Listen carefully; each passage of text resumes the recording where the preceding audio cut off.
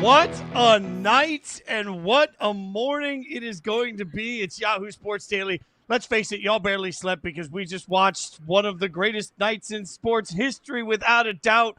What a night it was. We got a lot to get into on Yahoo Sports Daily. I'm Jason Fitz. She's Claudia Bellofatto, in today for Caroline Fenton, also in for tomorrow too. So Claudia, first and foremost, we've hung out before, but I'm glad you joined us. I'm glad you get to hang out with us for the next couple of hours. Come on. Yeah, Fitz, right in 2 hours sleep. Who needs sleep when you have 6 hours and 40 minutes of baseball? Nobody needs sleep. It's fine. It's fine. 6 hours and 40 minutes of baseball. See, Claudia's a professional. She gave you the actual number. I was going to say about 7 hours because Game 3 of the World Series gave us absolute chaos. 18 innings. That's right. 18 innings. Went all the way to basically 3 in the morning on the East Coast. And what we see is a massive win by the Dodgers, 6-5, with a walk-off Freddie Freeman home run at the bottom of the 18th. Claudia, did we just witness the greatest baseball game of all time? I mean, it has to be, right? We knew this was going to be a good series with these two teams. Really, anything that any series the Dodgers plays in is going to be good. But Toronto was right there with them. I'm just so curious to see what happens in Game 4 because every single extra arm was used. When your starting pitchers go 4 2/3, 4 1/3, you think, yeah, okay, we're gonna, it's Game 3. We're gonna use our extra arms. You don't expect it to go as many innings as it did. So very curious how Game 4 goes. But Game 3, I think, has to go down as one of the best, does it not? Everybody was on the edge of their seat. All the scoreless innings we had too. And then Freddie Freeman just to finish it off. And all of those ones we thought were going yard, but didn't. They were right there. And then Freddie Freeman does it. Is it safe to say anybody that has more than one walk-off home run is Mr. October period? I mean, at this point, what we just saw, when you break down what we just saw, the number of great defensive placement in the outfield, the number of throws at home that just managed to suddenly tag somebody out. I'm not, Claudia, like the biggest baseball fanatic. I've never hidden that. I watched this thing last night and into the morning, so riveted to the edge of my seat. I feel like right now, prisoner of the moment, allow me to be that. I think we just saw the greatest championship game I've ever seen. I know it wasn't a Game 7, and that's what everybody makes it, but when you go 18 innings, 6 hours, 39 minutes, 19 pitchers, a walk-off home run, Shohei doing things that has never been seen before, like this, when you put all of that together and just the amount of drama, that's the thing, like, as somebody that does love hockey and talk all the time about the reason that I love Stanley Cup playoffs so much is because every single second feels like it could be the end of your postseason, right? It just feels like one goal is just life or death in the way that you play that game. I felt like that every single at-bat last night. And because of Toronto's particularly patient approach, I just felt like we got stacked count after stack count. Like the number of times, it was never easy. It wasn't just three pitches, we're up, we're down. Like nothing was easy. Everything was, nope, we're going to drag this at-bat out, and it's going to be this masterclass and close calls on from the plate, umps getting involved in this. Like it just felt like the drama never relaxed. There was never a time where you could just step back, take a breath. This was not the sort of game where at all you could just say, I'm going to go in the other room, I'm going to get a drink, I'm going to pee, I'm going to come back, nothing will happen. Like you were stuck to your TV for 7 stinking hours. That's what made it epic for me. Yeah, I mean, we saw Clayton Kershaw get out there. That might have been the final out of his career. Bases loaded, 2 outs, and he goes out there and pulls through. There were so many different storylines to this one. Will Klein was the quiet hero. I know we're talking about Freddie Freeman. Of course, we're going to talk Shohei, but pitched 4 scoreless innings, and he had pitches that he had never seen before in his career. 45 is the most he pitched. That was AAA. 36 is the most he's done in the majors. There's so many names. There's so many spots. Some questionable calls by the umps, but I think we just have to give credit to the depth of this Dodgers team because that was the big advantage they had heading into this series. That's why we saw them laying $3 and people just kept putting money on them because of their depth. The concern for me, though, is you use all of these arms, the hitters will be fine. But one of those hitters has to pitch today. And not only was he just one of the hitters, he had a historic game in Ohtani. Only player, Fitzy, to reach base 9 times in a postseason, 4 for 4, 2 doubles, went yard twice. They just started walking him. And you and I talked about this with our producer before the show. You have to walk him, which is crazy to say because then you have to face Mookie and Freddie Freeman. But the way that he is hitting is historical. Ted Williams' postseason career, he had 5 hits, 5 walks. Shohei Ohtani's past 10 plate appearances, Fitzy, 5 hits, 5 walks. How do you beat that? You can't. As slow approach as Toronto is and all the talent that they do have, now you have to consider the fact that George Springer is likely out. He left that game. You need every advantage you can get against this Dodgers team. And now if you're down Springer, the only advantage you have is that Ohtani played the way he did last night and now has to pitch.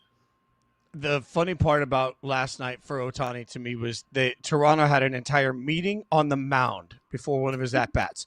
And the broadcast said, all right, what they're telling us here is where this pitch has to go, where this pitch cannot go. They are absolutely telling him right now where this pitch cannot go. And the first pitch that came out of his hand went yard. Like, that's just – they had a meeting about how to not do it. And then Shohei was like, no, we're still good. Like, you look at the numbers, and you just mentioned it there. Like, you talk about the fact that he got on base 9 times. Nobody has ever gotten on base 9 times throughout the course of a game. And the real question is, can they pitch to him again in this series? And I don't know, as dumb as it sounds to say out loud, and I heard Jeff Passan talking about this morning, I'm not sure that Toronto can pitch to Shohei again for the entire series. And the funny thing is, even if they don't, his mark on this series is already so wild that will be the takeaway. That will be the memory. We are 3 games in, and even if he doesn't see another pitch throughout the course of the entire series, he will still have been the thing, the moment, the World Series sort of memory that we all carry with us from this, because it's been that dominant. And I don't know how you slow this down. We got to remember last year, Claudia, in the World Series, he was banged up. He was a shell of himself. And even in the playoffs this year at the beginning, there was, well, Shohei has to do it in the playoffs. He has just slammed every single narrative down to the ground and said, nope, not up in here, over and over and over again at a level that it just, that's part of what to me is making Shohei the most magical baseball player I've ever seen. It's what's making him one of the most incredible athletes to watch in all of sports. Like, there are very few times in Major League Baseball particularly that one guy becomes so must-watch that everything shuts down. And Shohei's become that, particularly in the last week, in a way that I don't think even the biggest baseball lovers could have predicted. Yeah, he's an absolute unicorn. And the argument heading into this series was, well, his, hitting numbers are down when he's pitching. Maybe he can't do both in a series like this. First of all, we've seen it before. He's fine. But now the hitting is so elite, which is why I wonder, can he come out and pitch a game like we saw, when he had that crazy game just a few days ago, and he was great at bat. So my only concern is how long can he keep this going? We've never seen this. I don't think any sport, like you mentioned hockey, and I was actually thinking about this last night. If I were a professional player, what is the best feeling in the world? I think, pitching shutout, pitching a no-hitter, yes, but going yard has to be the best feeling in the world. And the fact that he can do it at the plate, he can also pitch a perfect game. But it has to be, right? You mentioned like scoring an OT goal in hockey, sure, like a buzzer beater in NBA, maybe, but there's nothing better than going yard. It has to be, right? Which, by the way, last night, speaking of just how much respect Ohtani's getting, not only from baseball lovers, sport lovers in general, odds makers gave him odds of plus 150 to go yard. Everybody else is 400. I had Teoscar Hernandez, which thankfully cashed twice, but he was at 400. They're pricing him on godly numbers because everybody knows if they are pitching to him, he's going to go yard. He's going to have several bases. He's just unstoppable. Well, and for all of the love we're giving Shohei, and particularly for the Dodgers, I think the other part of this is we got to mention Freddie Freeman, who does, after last night, become a modern Mr. October. Like, when you have one walk-off game winner in a World Series, everybody remembers that. When you do it a second time, man, and look, throughout the course of the broadcast, every time Freddie Freeman was up, they were like, well, Freddie did it last year. And I was exhausted with it. I was like, please just stop and let the man have his at-bat. I don't need to hear about last year anymore. And then all of a sudden, he does it again in the bottom of the 18th inning, first player in World Series history with multiple walk-off home runs. Also, former MVP, 2-time World Series champion. I just think there is a clutch gene to what Freddie Freeman does that hits different, and we talk about that a lot. But, Claudia, when you see it last night, you cannot tell the story of this World Series, and I'm not sure you can tell the story in general of the World Series anymore without mentioning the clutch gene that Freddie Freeman absolutely has. Of course not. And you saw the smile on his face when they were interviewing after the game. And he said pretty much like every at bat, that's in his head too. He knows that he has the clutch gene, which is a lot of pressure. But I think what takes the pressure off of is the fact that there's so much talent around him. But by far, I mean, he's one of the most exciting, consistent players to watch. And it really all comes down to the postseason. But we see it in the regular season as well. The power is there, as we know, but just the consistency when it comes to just getting hit after hit. I mean, you can't pitch around him because you're already pitching around Ohtani. You have Mookie Betts, and we're not even talking about either. I don't know if you saw this, Jason, but one of the reporters asked Mookie Betts after the game, are you going to go to bed tonight thinking about Freddie Freeman or Shohei Ohtani? Which is a good question. And Mookie Betts said, I'm not going to go to bed thinking about a dude tonight. But that is the question, right? After the game that Shohei Ohtani had, Freddie Freeman is the one who comes in clutch. And this isn't the first time we've seen it. By far, you can't talk about the World Series without talking about Freddie Freeman. And this is where the greatness of the Dodgers is more than just one player. They have the greatest player in the world, and they also have a bunch of people that are rightfully so wildly paid to do what they do.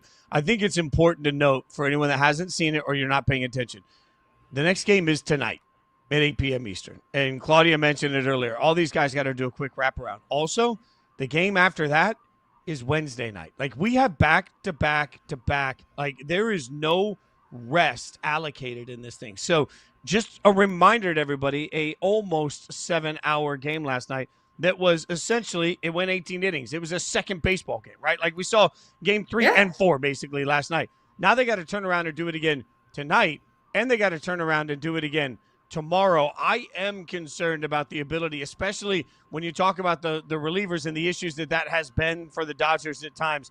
I wonder how this particularly long game, we'll talk a lot about how momentum will carry over, and oh my God, the lift you get from winning that game. But man, a lot of arms were used. A lot of arms are going to be fried. I'm genuinely curious to see how the pitching looks for the rest of the way. There's going to be a lot of runs here. I think that's what we can just agree on. There's going to be a lot of runs. We saw Yamamoto, who just pitched a complete game 2 days before. He was warming up. Shane Bieber, who's starting game 4, was starting to get loose. Neither of them pitched, but that goes to show you just how many arms they did not have. The concern for me is I think Ohtani's going to be okay. The Dodgers bullpen in general was a bit of a concern heading into this series, but now that's even because everybody's arm has been used. The winner of game 3 in a best of 7 when it's tied 1-1 has gone on to win that series 70% of the time. I find it very difficult to believe that Toronto, after what happened last night, can go on and win 3 of the next 4. I just do, and that's not something crazy to say. The Dodgers remain a big favorite. They were a big favorite heading into this. It goes back to the depth, though. I just don't know if Toronto, especially if they don't have Springer, can really pull through in general. Even if you were the most stacked team like the Dodgers, the deepest team in the world, having to play a back-to-back after basically playing 2 games in a row is going to be extremely difficult, Fitzy. Yeah, no doubt. Springer, they're awaiting MRI results. If we hear any information on that, we'll get that to you because that's obviously going to be a huge part of this, and we'll see how the series plays forward tonight. All right, that wasn't the only amazing statement happening last night in sports, though. The Chiefs came out. They rolled the Commanders, and in the process, they may have given us all a wake-up call. We'll tell you about it next.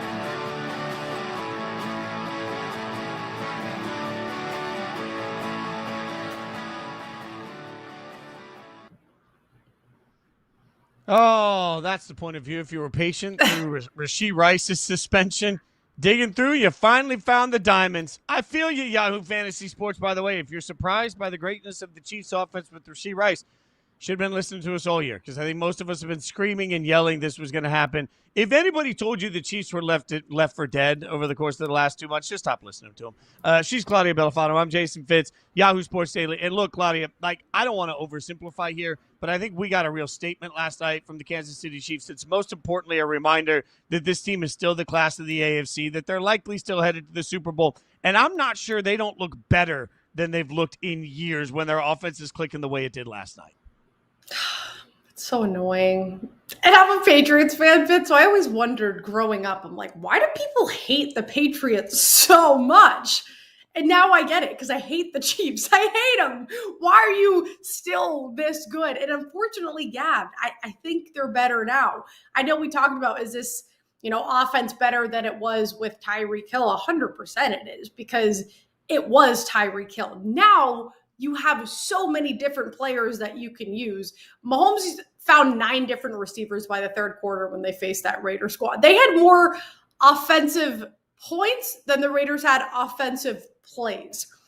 And the Raiders are a bad example, but you look at the rest of their schedule. I mean, every loss was within a score. Now you add Rashee Rice, who just picked up exactly where he left off last season. It's not fair, Fitz. It's just not fair. Yeah, well, and at some point, if Rashee had been on this team from week 1, and remember, it's not health, it was suspension that kept him out, then in my mind, the Chiefs would clearly be the 1 seed in the AFC. We wouldn't even be having the conversation. I think part of what you see on the graphic here is an important portion of it, too.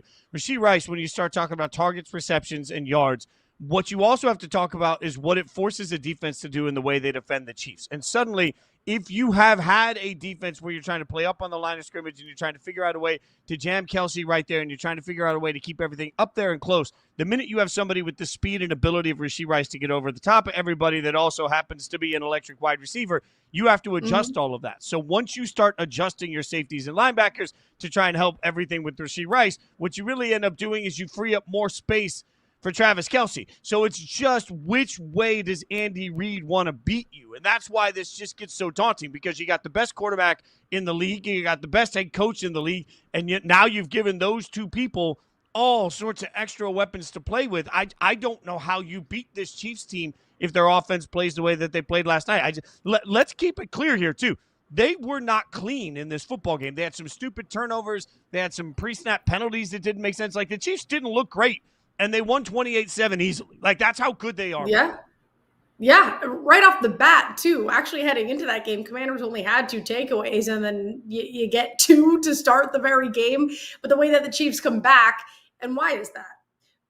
I don't think there's another team in the league that has more faith, and I don't think that's crazy to say, in their quarterback. Like, maybe the Bills with Josh Allen, but you know that a quarterback can take over a game, turn things around, you can put it in his hands, and they're going to be just fine.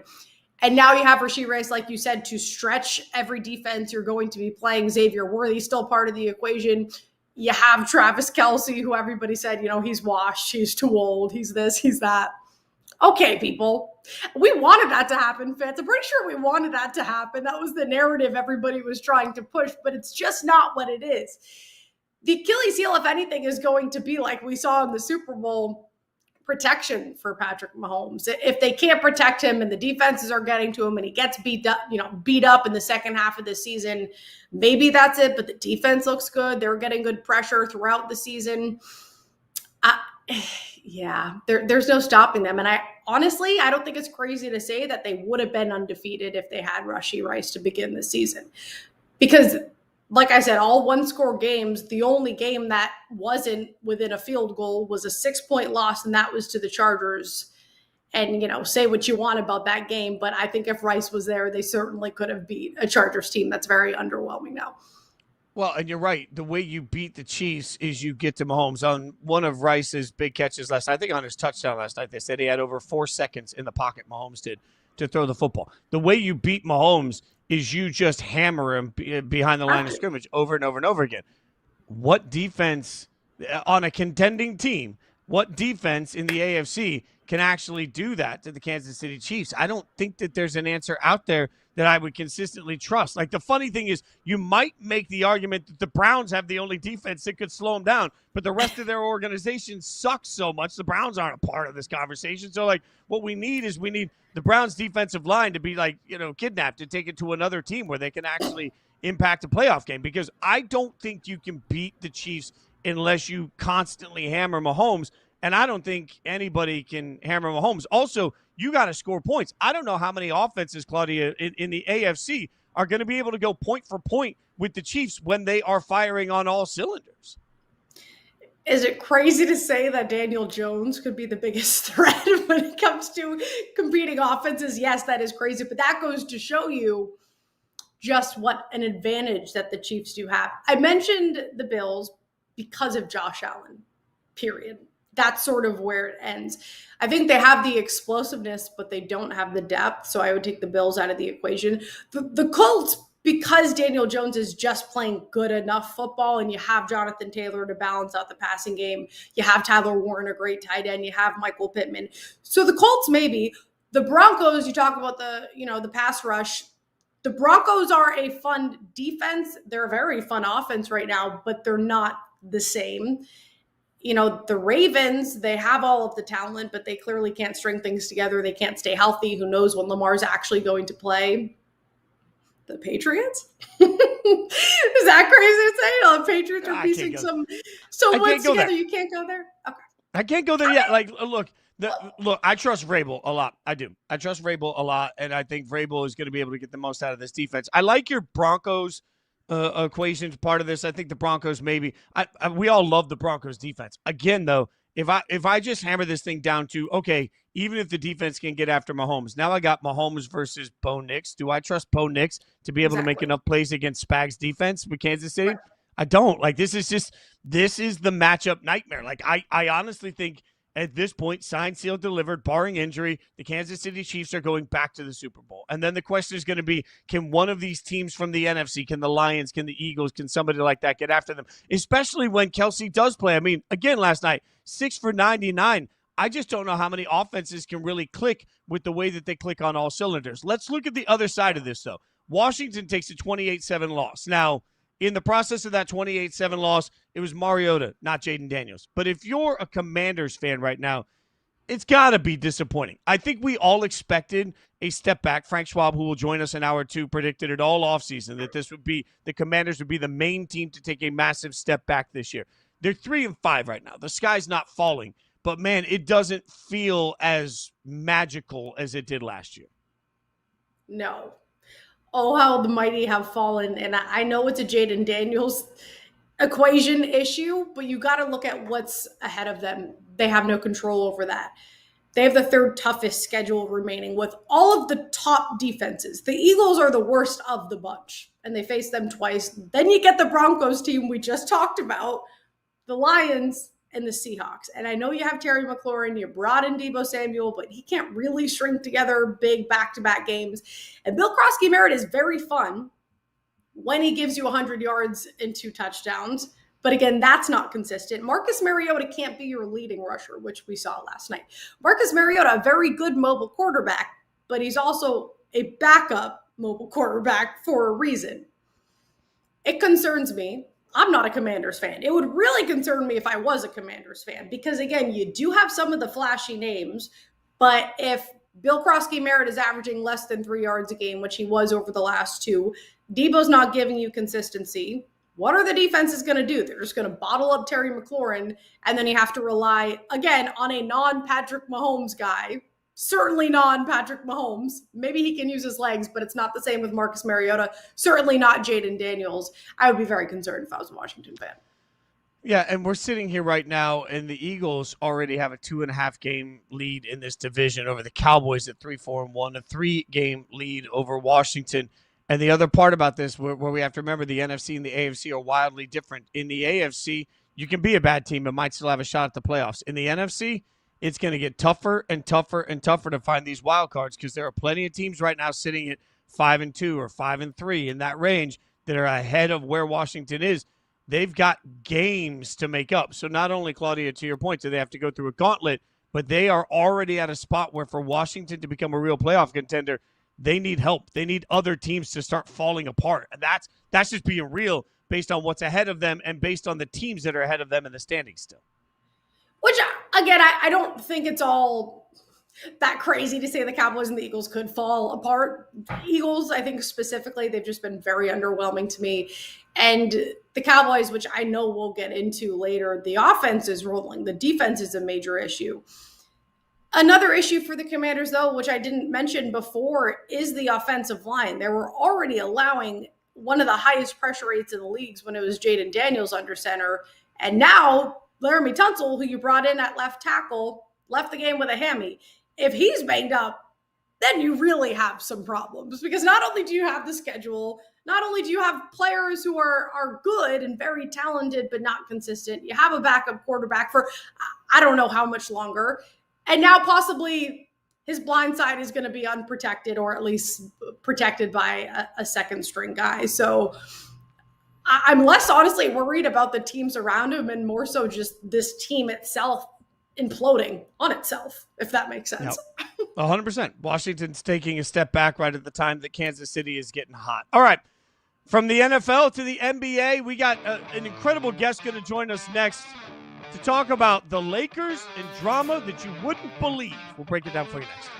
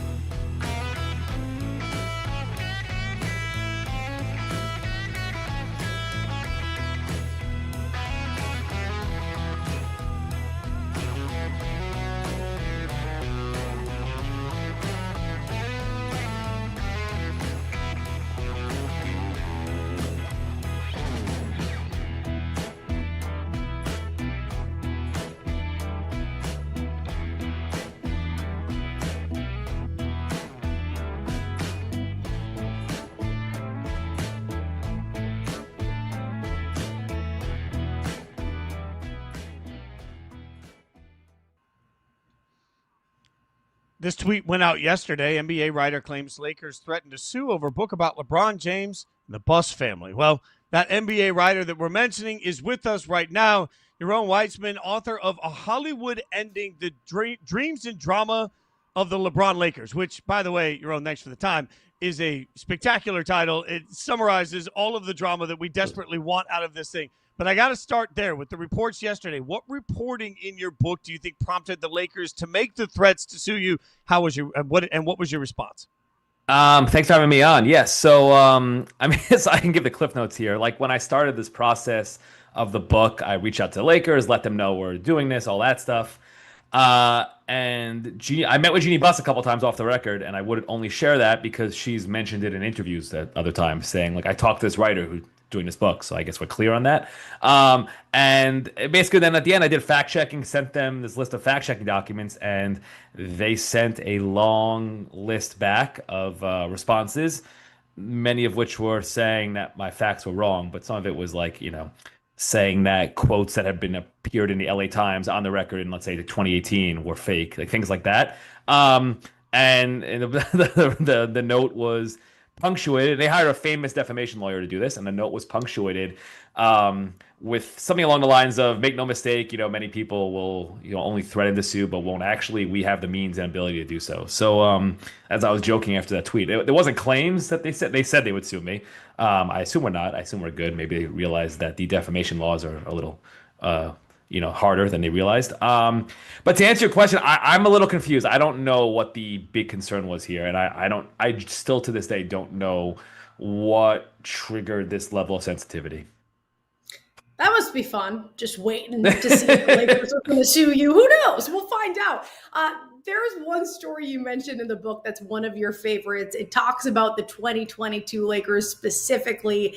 And of course, as a sports fan, we just remember that as a disappointing season overall. They have LeBron, AD, Westbrook. They missed the playoffs completely. But there's a story that you talk about that involves Russ, LeBron James, and Will Smith. Are we talking the actor Will Smith? Yeah, 6 months after the slap of Chris Rock. So the Lakers, they do something called under Rob Pelinka, and it's very Lakers, right? They do something called they call it the Genius Series. So they bring in, quote unquote geniuses to come speak to the team. So The Rock, Kendrick Lamar, Elon Musk at some point in, I guess, the previous life of Elon Musk's, he came in. And so they bring in Will Smith to talk. I think at the time it was he had this movie Emancipation coming out, if people will remember. And the background here is it's Russell Westbrook's second season with the Lakers. The first season was a bleep show. It just didn't go well, right? Everyone knew that. LeBron at this point, this was the offseason where he was pushing for the Lakers to trade for Kyrie Irving. The only way to do that, though, for salary cap, from a salary cap perspective, was to involve Westbrook's salary. If you remember, the background here is do you remember the Summer League when Westbrook and LeBron were both there? And everything went viral because they didn't look at each other at all during Summer League, and they kind of sat on opposite ends of the court. Fine. So there's a film session early in the season. They do a film session. I think they lost. They were 0-3 to begin. Darvin Ham, the new head coach, goes, "Okay, I'm going to go get Will Smith, bring him in now." He was in the gym shooting free throws with Rob Pelinka because, of course. After Darvin Ham goes out to get him, LeBron gets up, goes, "Okay, I'm out of here. You guys got this." I guess he was just frustrated, had no interest in being there. Anthony Davis says, "Okay, I'm out too." Goes to follow. Everyone's confused. Westbrook's looking around, being like, "I guess we're all going." Pat Beverly, who's on the team there, basically says something along the lines of, "Those guys can do what they want. They want a title. We're different."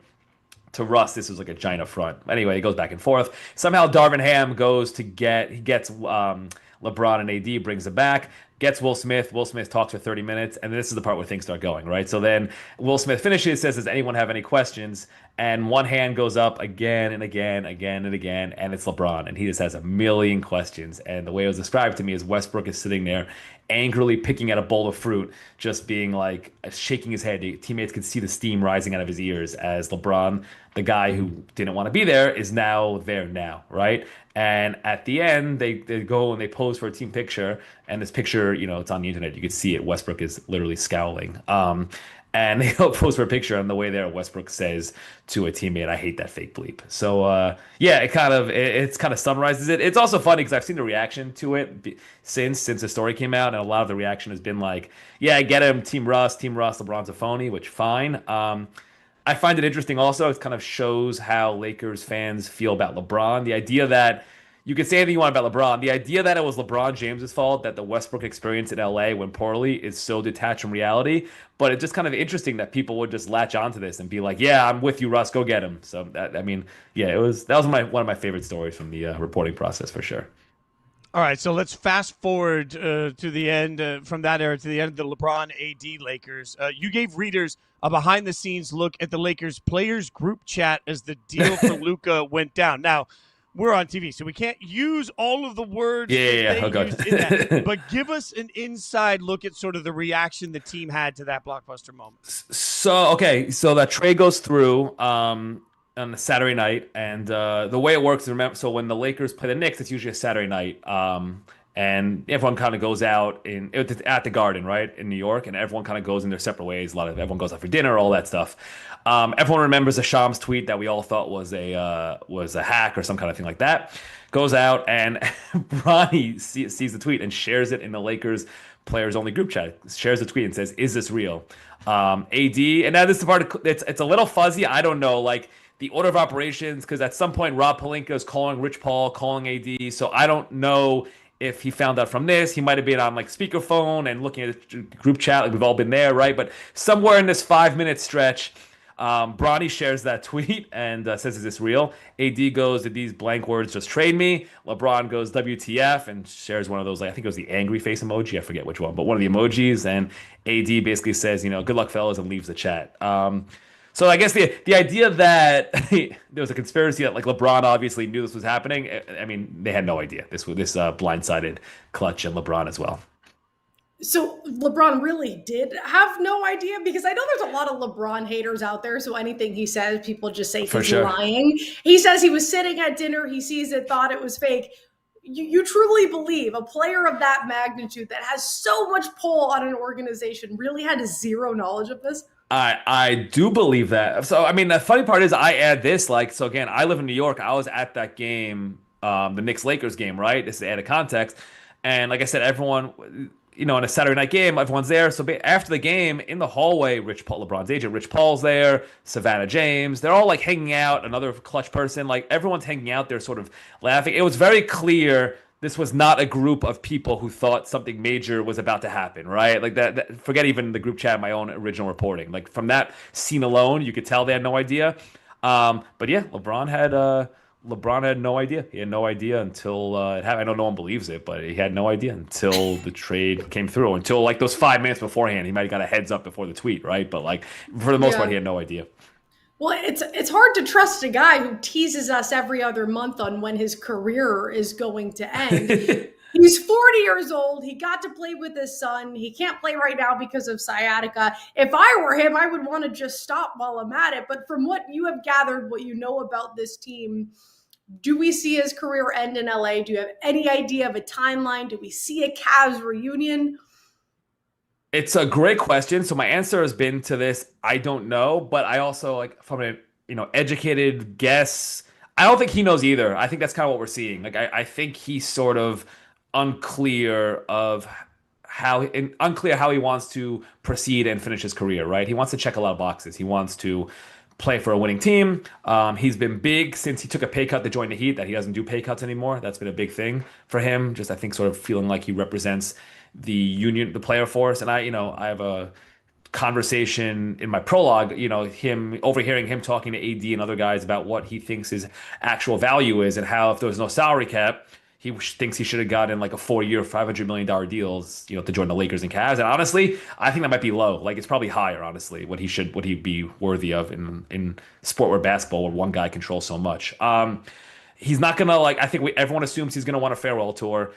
We don't think that's gonna happen for some random team like the Oklahoma City Thunder or even the Dallas Mavericks. We have some connection. So basically, you land on the Cavs and the Lakers, and I think what we're seeing is, this is his first time he's on an expiring deal, and he doesn't have full control. And I think he's trying to figure out how to proceed. And I think that sort of explains some of the strange behavior. Like he opts in, but then they release a statement saying they care about winning, even though the Lakers have Luka Doncic. So I don't know how you say a team's not about winning. Then he comes to media day and he's like, "No, I'm in a great mood. I look good. My wife looks good. Everyone's happy. Smile, smile, smile."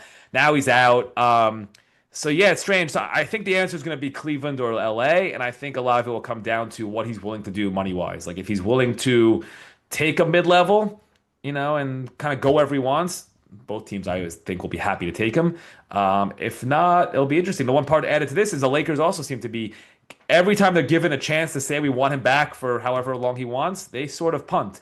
Like on media day, Rob Pelinka was asked about it, and he said, I think the quote was like, "We'd love LeBron to finish his story with us," which doesn't really answer the question about a contract. And I joke, parentheses, we hope that story ends this year, right? Like that's what it sort of seems like. So again, long-winded way of saying, I don't know, but I really don't think he knows yet either.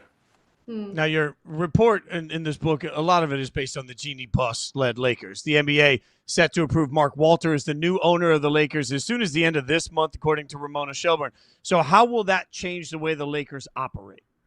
That's going to be really interesting. So one of the things that was pretty revealing while doing this reporting process, and I think that Jeanie, she became really grew sensitive to it, talking about like the first question, what they were so annoyed about or worried about. There's a lot of let's choose our words. They don't always break the bank for things, whether coaches or lower level staff members, things like that. I have stories about like low level staff members who have to pay their way to summer league.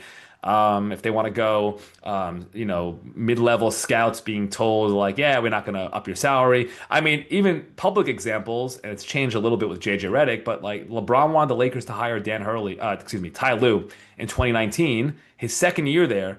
And the Lakers only offered him a 3-year deal, even though he was a championship coach, and they offered him less than market rate, and that's why he didn't take the job, right? So things like that we've seen where maybe they're not breaking the bank, and it seems like I don't know, I cover the NBA, I don't know much about the new ownership. My understanding though is that they spend plenty, right, on areas like analytics and scouting and all that stuff. So if we see sort of that approach brought to the Lakers, I think it's going to be pretty interesting. And honestly, it could set the Lakers up in you have Luka and that going forward.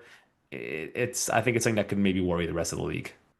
We can't talk about the league right now without talking about the FBI investigation into illegal gambling, which did include Damon Jones, former teammate and friend of LeBron. One of the accusations is that Jones sold information about LeBron's injury status while he was with the Lakers. Has everybody trying to figure out where these tentacles reach, right? So what can you tell us about Damon's role with the Lakers and LeBron and the gambling issue particularly? So I'm going to say something I guess you're not supposed to say. I had no wind of this. I know nothing more on this than you guys do. Like, I guess maybe I dropped the ball. I joke. Well, whatever. I won't throw someone else under the bus. But yeah, I have nothing else on this. I mean, it's the same thing you guys do on Damon Jones. I would be stunned if I know people thought, like, I saw some of the conspiracy theories, like that Chauncey Billups is wearing a clutch sweatshirt and signaling to LeBron. And, Damon Jones, I don't think... I'd be stunned if LeBron is anywhere near this, and I'd be stunned if LeBron ever places a bet on his phone, right? I think he's smarter than that and knows to kind of stay away. But yeah, it's a huge problem for the league. I know that's not a great answer, but yeah, I have nothing else in terms of the Lakers' involvement on there. You would think that any player is smart enough not to place any bet or get involved at all. Like just play the game that you're good enough to be in the league yes. of. As a Celtics fan, something I know about our team is that they don't really speak out much, but Jaylen Brown was asked about pro sports and gambling and just the issues around it. And he says, we don't benefit at all, but we have to deal with all the scrutiny. Do you think that's fair? And again, as a Celtics fan, it's interesting to hear Jaylen Brown say anything about this at all. How big of an issue is this becoming? Do we think it stops here after something like this? Where do you really see the timeline of gambling in pro sports being an issue with players specifically? I thought the Jaylen Brown comments, I thought he was a little off on that, for not that I'm the one to say. Like, yeah, I guess they don't see, if I place a bet on my phone via FanDuel, 10% of that doesn't go to Jaylen Brown immediately, but I mean, salaries are up. Like, this is all the union's in on this, right? They know this. There's the reason everyone took the gambling money is because it boosts interest, boosts ratings, and from that comes revenue, right? And players' salaries are based off the collective revenue, which is mostly based off of TV money, right? If we're oversimplifying it. So for him to say like they don't see the benefit of it I don't fully agree. So, and again, the union's in on this. They have partnership, not gambling, but they have partnerships with Fanatics, which has a lot of gambling. Like everyone's taking the money, right? Everyone decided, let's take the money. I mean, us too, right? We've all decided we're taking the money.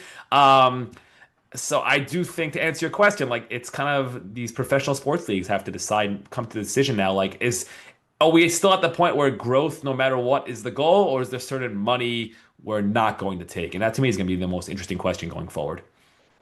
You guys can check out the book. It's called A Hollywood Ending, The Dreams and Drama of the LeBron Lakers. Again, spectacular title. Yaron Weitzman joining us. Follow him on Twitter, Yaron Weitzman. Get the book wherever you get your books right now. We appreciate your time. Thanks so much for the great interview. Thanks for the time, and thanks for the insight. Thanks, guys. Appreciate it. It's fun.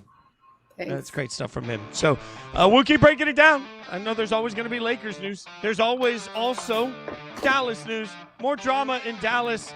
New reporting. We'll tell you about it next.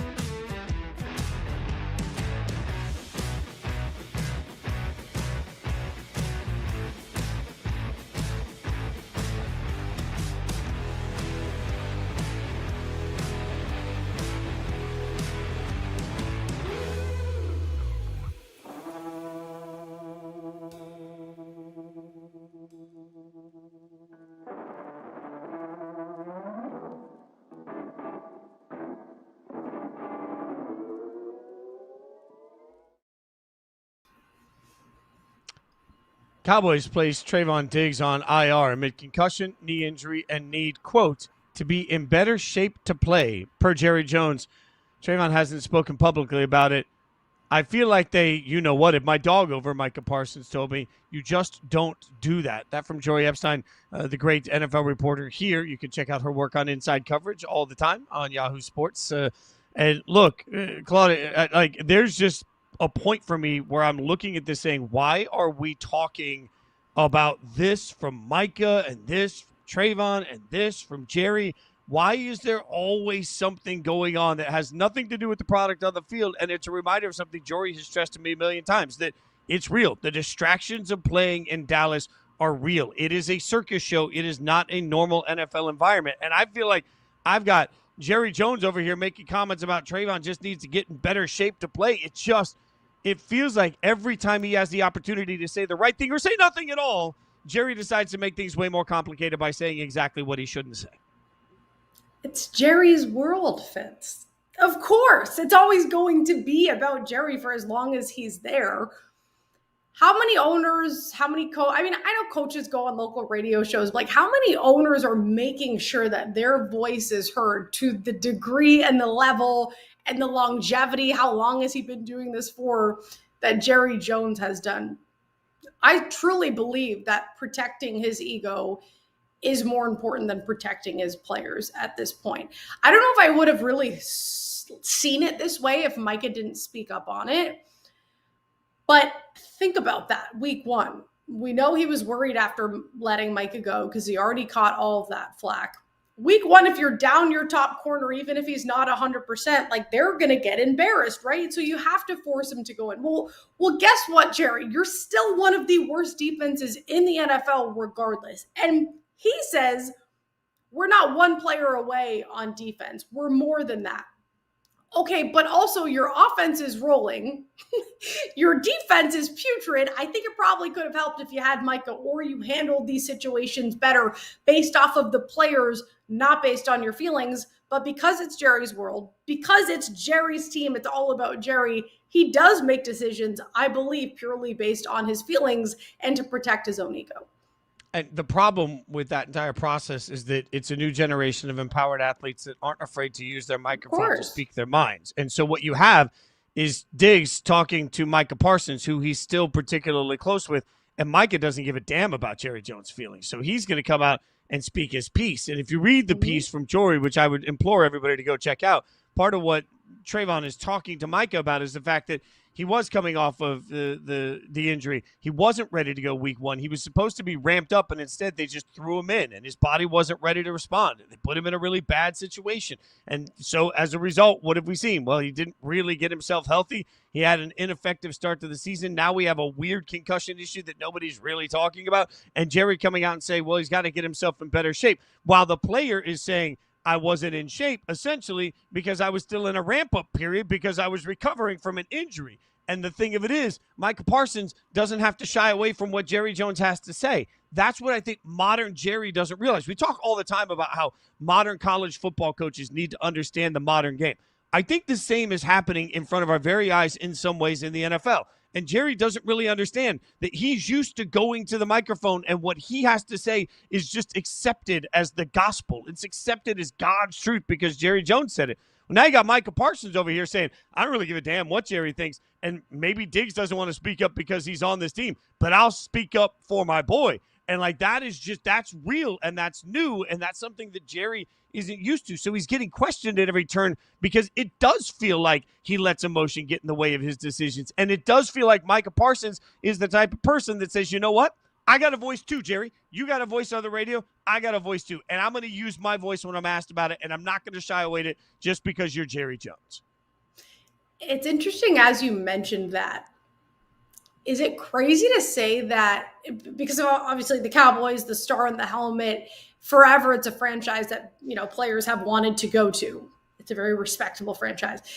Is he hurting the reputation of this team? You have a player that's so well respected and talented like Micah. You let him go. You don't have a good relationship post. It's like when you're dating somebody and post breakup, all you do is just trash on this person, but they're actually a good person and they actually did a lot for you. You're the person in the wrong. it just looks so poor to me from an outsider perspective. And I'm sure Cowboys fans feel the same way. And now I'm thinking, because you put the player part of this into it, like, how many players are really itching to go play for Jerry and this Cowboys team? I would think it's becoming a pool that's smaller and smaller. Yes, it's the Cowboys. Yes, it's the star on the helmet. But nobody wants to play for an owner that is this involved, that cares this much about themselves. And like you said, this is a very player-driven league now. They're for themselves. It's becoming a real issue for the Cowboys when you sit back and look at it. And I'm curious how long this is going to go on for, which it sounds crazy. Like Dallas is never going to part ways with Jerry Jones, but you just think about what it's going to look like when he is gone. Yeah, I mean, this is where Cowboys fans will tell you it's the most valuable organization in sports. And I don't think anything can take away from the impact that Jerry Jones has had to the financial portion of the NFL. There's nothing that takes away from that. Of course. But also, I am the guy that will loudly plant the flag.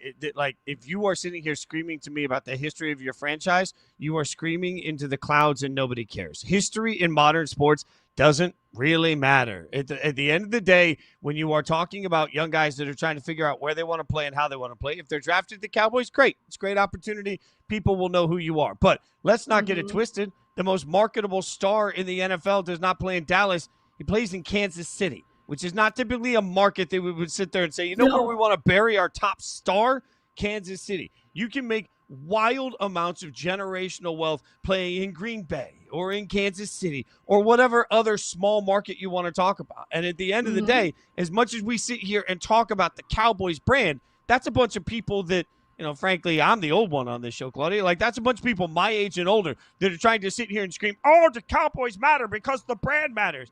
History doesn't matter in modern sports. At this point, everybody's making a profit share in the NFL. Everybody has the opportunity to go out and make theirs. The salary cap is real for everybody. The off-the-field marketing capabilities are real for everybody. You want to have a podcast, you can have that playing for any team. You want to become a superstar in Cleveland, Myles Garrett, you can do it. You want to become a superstar in Vegas, Max Crosby, you can do it. You want to be a superstar in Green Bay, Micah Parsons, you can do it. Like, the allure of, but by God, they got to play for the Cowboys.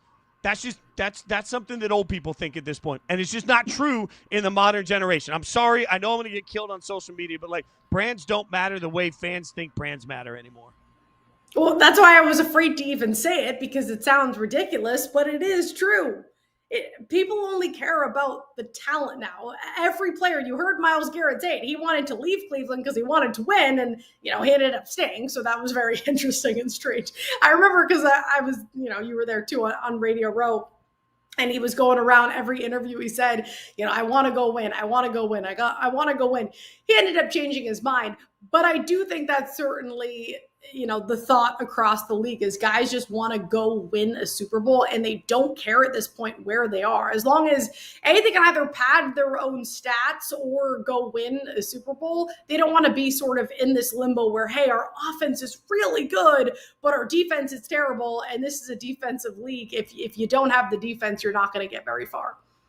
Yeah, in the 80s and 90s, people wouldn't have clamored to play for the Patriots, and then Tom Brady happens, right? So Jerry Jones says it's not as bad as it looks, and it looks bad as far as the game on Sunday, but it also has a lot of room for improvement where we want to be on defense. And it's just, to me, this is a reminder that all year, Jerry Jones is chasing his tail on the same question. Every single time the defense fails, he's going to be asked about it. And the fact is, Parsons isn't going to be afraid to use his microphone in Green Bay to talk about it. Diggs obviously isn't afraid to talk to Parsons, who's using his microphone. And that means that all this conversation is going to constantly happen. And at the end of the day, I don't think Jerry's wrong. There is not a trade in my mind, the beginning of the end of one, as we sit here and talk, that I would do. Because I don't think any one player fixes any of it. But Claudia, all of it is broken because of Jerry Jones. Like, two things can be true. It's not fixable right now, and Jerry Jones broke it. Yeah, 100%. But like also, yes, you're not one player away, but man, the Packers look a lot better with Micah Parsons. And we're not just talking about a defense that's struggling. They've given up 30 points or more 5 times, 37 points 3 times. The only defense that's worse than them, and it was a defense that we hammered hard heading into this season, was Cincinnati. Cincinnati is the only team worse than them when it comes to points, when it comes to yards allowed. Oh, they're bottom half of the league in sacks, by the way. I know a guy who had a few sacks for them. They're 31st in DVOA. They're 29th in EPA. They're 31st in success rate. They're a very bad defense. And I'm not saying that's all Jerry Jones, but like heading into the season, you know you have the offensive core. Figure it out on defense. If you have all this money, you have the brand name, then bring in the talent to be a competitor, because you're not going to be a competitor if you don't have the defense. And I don't think Diggs is the answer either. You know, like he hasn't been doing good. And you can say maybe that it is injury because they forced him into it. I don't know what the answer is, but I don't think Jerry Jones knows the answer either, Fitz. That's the problem. The guy in charge doesn't really know how to fix it. All right, from the NFL to the NBA, it was a massive night last night. And if you are in Philly, you are excited. We'll tell you about it next.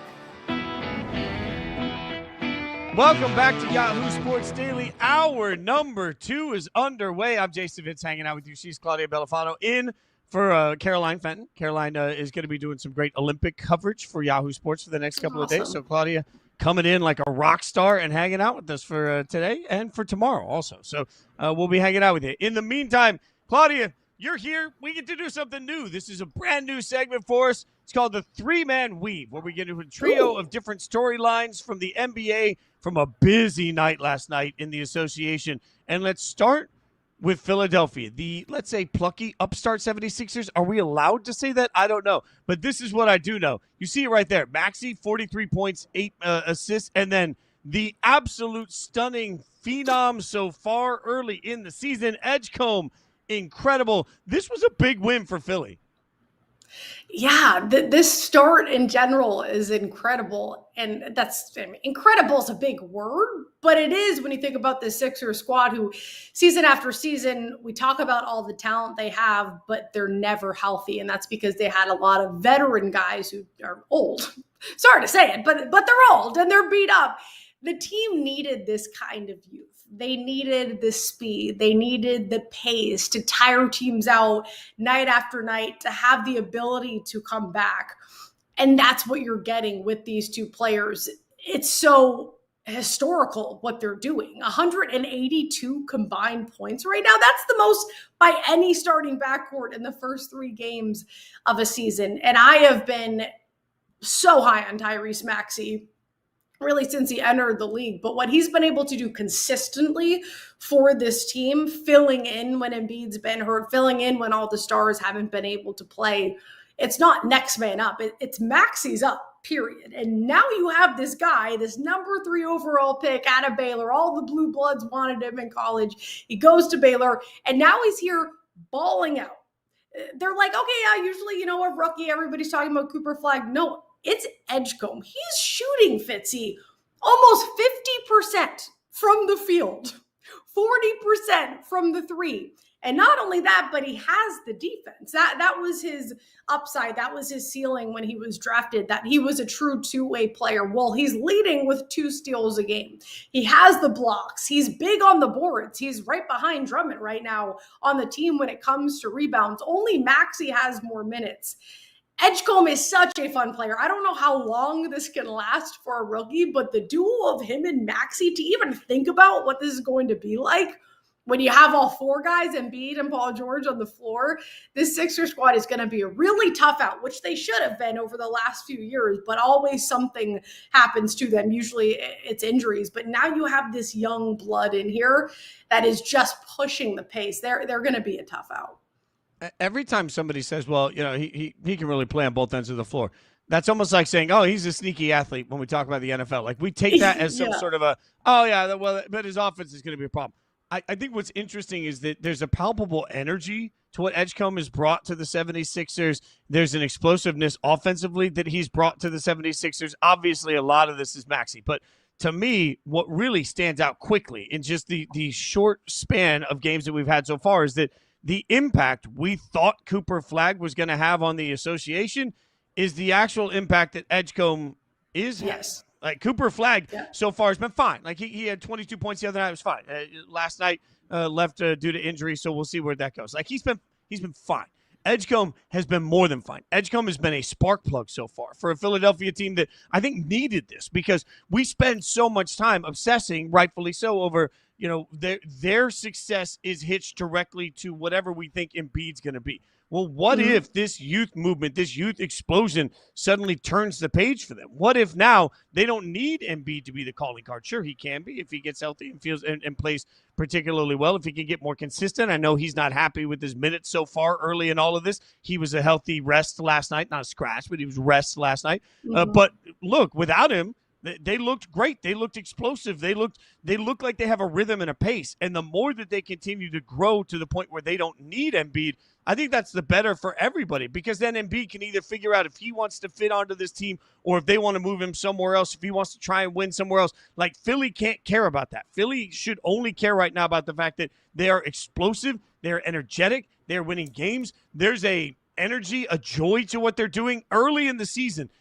I think that stuff is part of what you can take away early in the season and say, does this carry over? When guys are playing explosive and fun and enjoying what they're doing, and you see this from them, I just wonder, to your point, how long can it last? But if it can last, man, maybe the 76ers have already turned a page in front of our very eyes.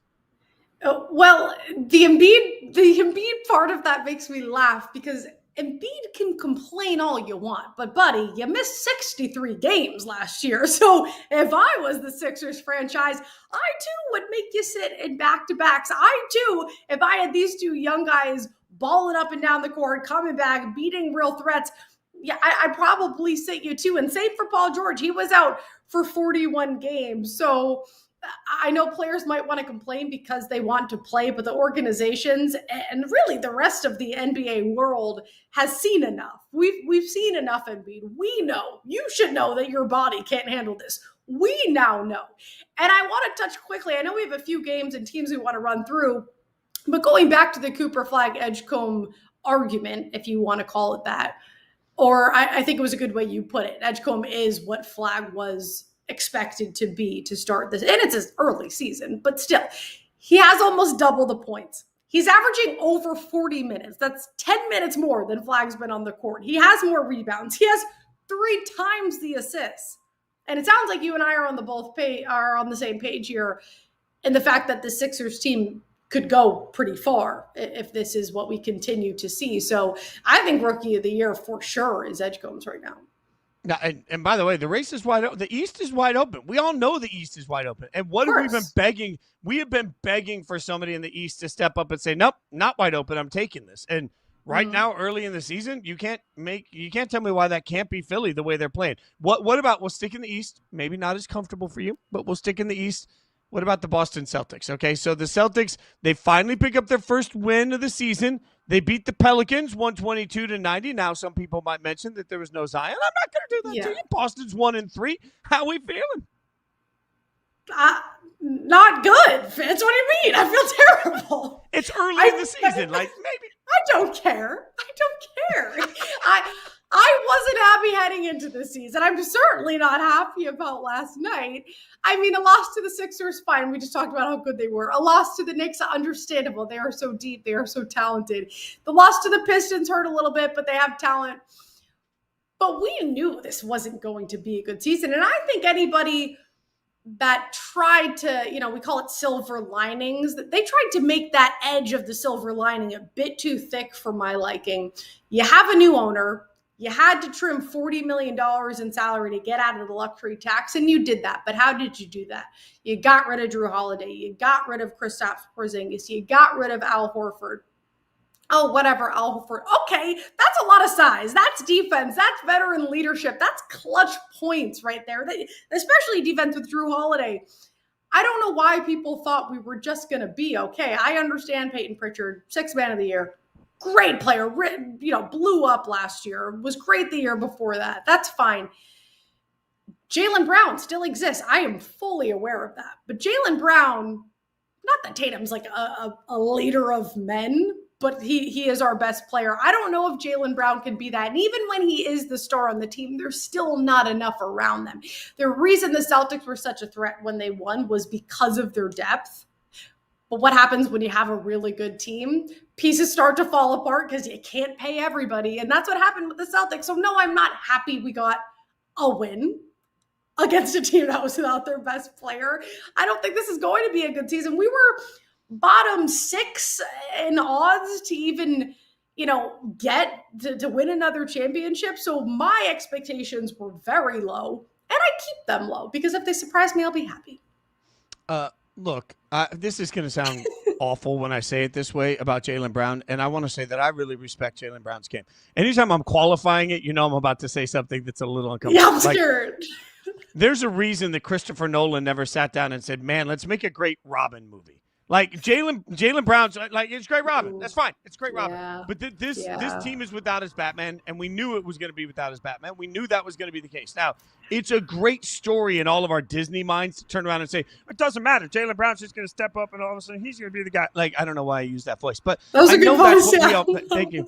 That's what the easy narrative could be. Hey, don't worry, they won't miss a beat. I think thinking that they wouldn't miss substantial beats from this would be disrespectful to Tatum, and it'd be wildly overvaluing Brown's value. Like, it is okay to admit, like, hey, this person is a great second star on a team. I don't think that that's a bad conversation. I don't think that's condescending at all. But also there is, like I said, a reason that they don't make landmark movie franchises around the other guy. Like, without Jason Tatum, the Celtics are just going to try and hang on for dear life. And to your point, Claudia, when you combine that with the amount of money that was dumped for smart reasons for the way that they're building towards their future, I think you got to just understand that the Celtics are just treading water to see who they are until Tatum gets back, and then they'll figure out what their actual long-term approach looks like. And I will say, too, with the Tatum of it all, of course, like, he's the threat, but that's what allowed Jaylen Brown to be so good, because when they're both on the floor, everybody's so worried about Tatum that Jaylen Brown can go off and win, Eastern Conference MVP and be a focal point, because the real focal point is Jason Tatum. So that's not taking anything away from Jaylen Brown, but like you said, you put it very eloquently, they don't make Disney movies on the Jaylen Browns of the world. They just don't. I mean, look, like, to your point, Robin goes in and, like, helps with the fight, but Batman's doing most of the work. Like, Batman's doing most of the work. Then Robin's like, you've already been punched 4 times. I'll give you the knockout points. It's just better. Okay, now that I'm just absolutely being condescending to incredible athletes, I'm just gonna downplay a 50 burger next. That's the next thing I'm gonna do. Lauri Markkanen last night, another big game in the association. Lauri Markkanen drops 50. All right, so 51 actually on Phoenix in the win, 138-134 for the Jazz, right? Like, that's, but look, 51 points, 14 boards, 17-17 on the free throws. It is absolutely incredible night. But what's up with the amount of 50-point games that we have in the association so far this year? I can't figure it out. Like SGA, Gordon Reeves. Now we got like 50 plus 4 times. We're like 8 seconds into the season. We already have 4 50-point games. Come on. That's called a defensive problem across the NBA. And I love basketball. I played basketball, but the NBA has a defensive problem. It really does. There's a reason that the good defensive teams stand out so much year after year. It's because you let players time after time put up 50 and they just don't care. It's a problem, in my opinion. I love to see it. It's fun. Scoring is fun. Obviously, points are fun. But to me, I don't want to say this is less of, credit to the talent that's putting up the 50 points, but I think it tells us something more so about the defensive efforts across the league. Yeah, I think at the end, I'm, again, planting my flag as the old guy in this league. I grew up watching 90s basketball, and I'm one of the few people that grew up watching 90s basketball that does not believe that 90s basketball was better than this at all. I will take the free, open flow of a game now, the great shooting of the game now, rather than watch him try and get, I would take the athleticism of Wemby over just trying to excuse Manute Bol's athleticism all day, every day. I will take what we're looking for here while guys are running around trying to figure out how to get that's a great pass. That's a great cut. That's a great everything. I will take that over watching guys just constantly just try and beat each other up under the rim. I'm all in on this. So look, I will say I think the game's never been better because I love offense. Right. I'm not trying to say I don't like offense, but it is a little crazy to think about how many 50-point games there has been. No doubt. But hey, I don't want to take anything away from Markkanen that I already did. They get the big win, 138-134. We all paid attention to it. It was spectacular. Okay, we're gonna get you caught up on some of the news you need to know in the NFL coming up next. Brian Thomas Jr., you might be trying to trade him in your fantasy league, but that might be the only place he actually gets traded. We'll tell you about it next.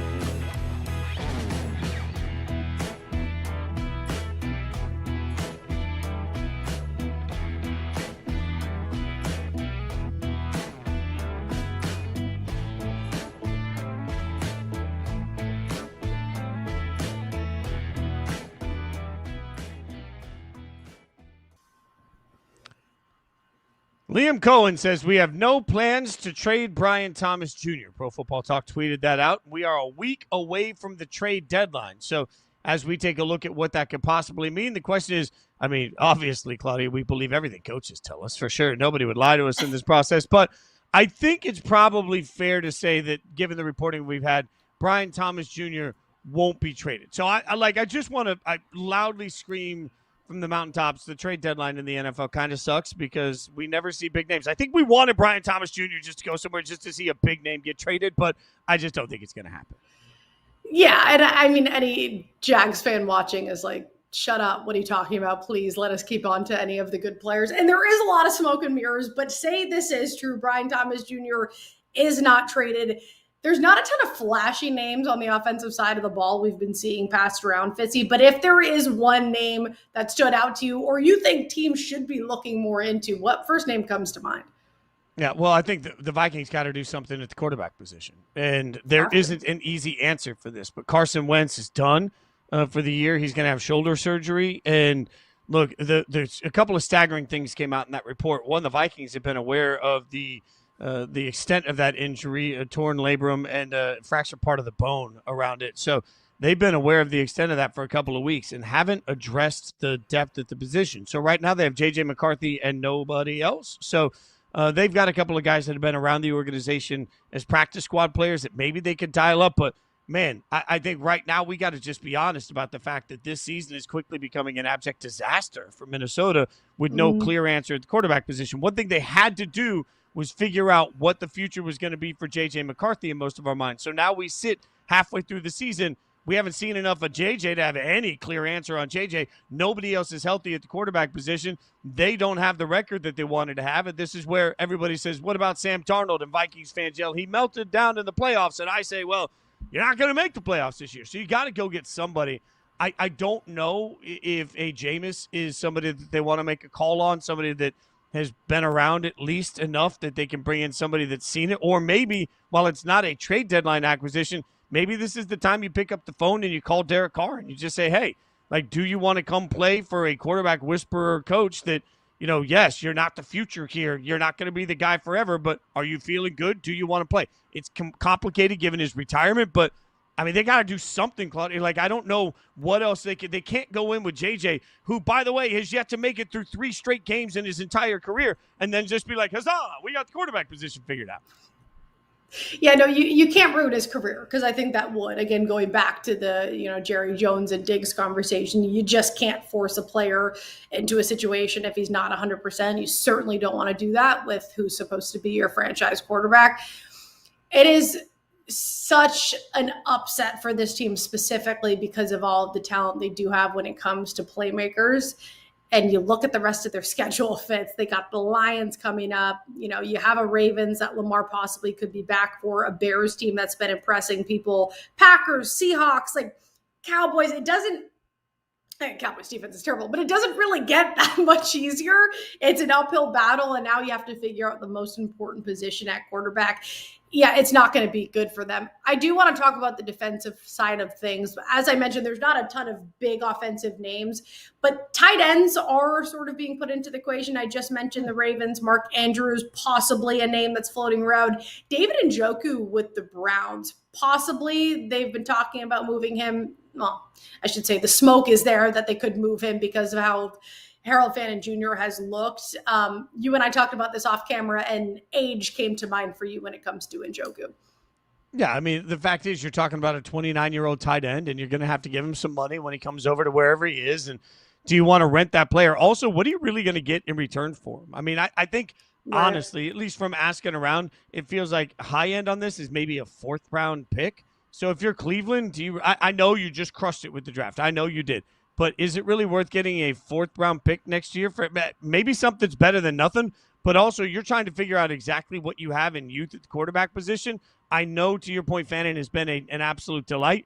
I just don't know that I want to reduce any weapon around Dylan Gabriel or possibly eventually Shedeur Sanders until I have the chance to see the best of what those guys can do, especially for a 4th-round draft pick. So I personally wouldn't do it unless I could get better value. I keep saying, like, look, at the end of the day, I think the biggest name that might be on the block is Jacoby Myers, and that tells you how bad it is. What about the defensive side of this? Because, like, I asked around yesterday, and I tried to get a sense from a lot of people on if the Titans would be trading Jeffrey Simmons. Simmons is a great player, and the Titans are a trash football team.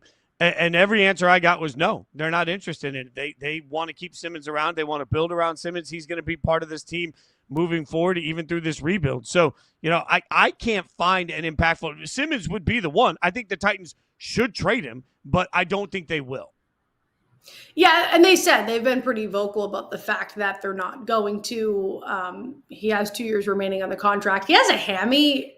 He's dealing with a hammy now too, so that doesn't help when it comes to try to put him on the trade block. But they just have so few, which is always the argument when you have so few talented players on your roster. Do you just blow it up to bring in several good players, or do you hold on to that one? And they've said they wanted to hold on to Simmons, so I don't see that happening. Rick Woolen with the Seahawks, I've seen his name pop up. Jalen Phillips, edge for the Dolphins, I think is the one that I've heard most commonly while I've been talking to some folks in the NFL. And I think Jalen Phillips with the Dolphins, because of the Dolphins season, how it's looked so far, probably makes the most sense if they were to let go of him. But Rick Woolen is of the non-interesting names, I think one of the more interesting ones with the Seahawks. Yeah, I don't feel like any of those guys are huge difference makers, but they could be little pieces to help you. And to your point, this is the hardest part about these trade conversations.